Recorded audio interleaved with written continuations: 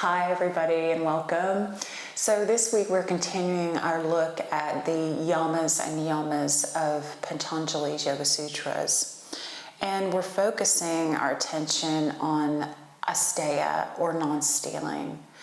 So I think when we think about non-stealing, we think, well, I don't steal anything from anyone. And literally, of course you don't. Like, you're not stealing someone's car, you're not stealing someone's bike.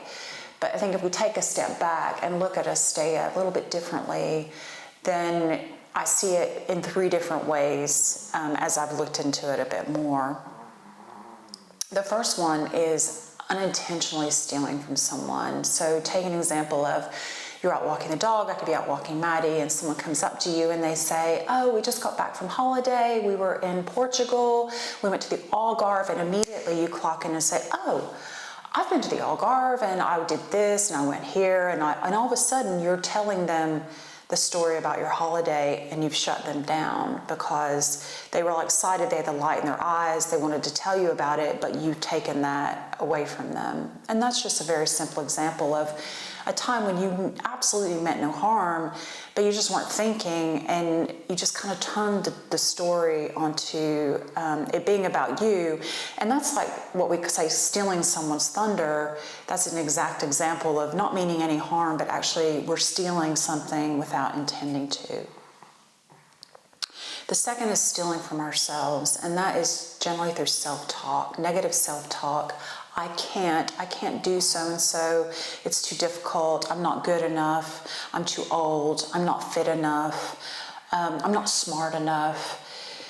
That type of self-talk just absolutely takes away an opportunity to make some dream come true, to achieve some goal, to do something to make yourself feel great.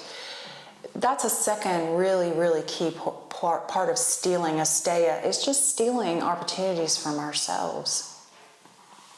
A third example of Asteya, and a good way to represent this, is that there is an American Indian principle. It's the principle of seven that comes from the Iroquois Indians in the U.S. And the principle of seven basically says that when you're making any decision, think about the 7 generations ahead of you and the impact your decision will have on them.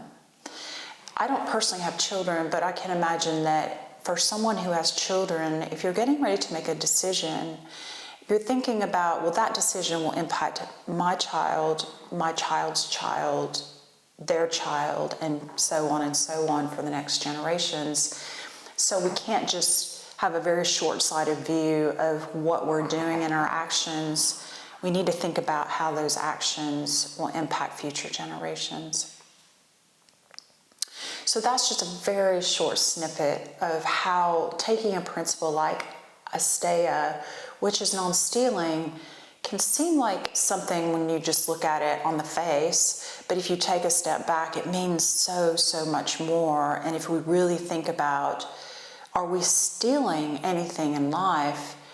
Maybe we are, and maybe we should just reflect and think about how we can make sure that we're taking steps to give and not take away from ourselves and from other people.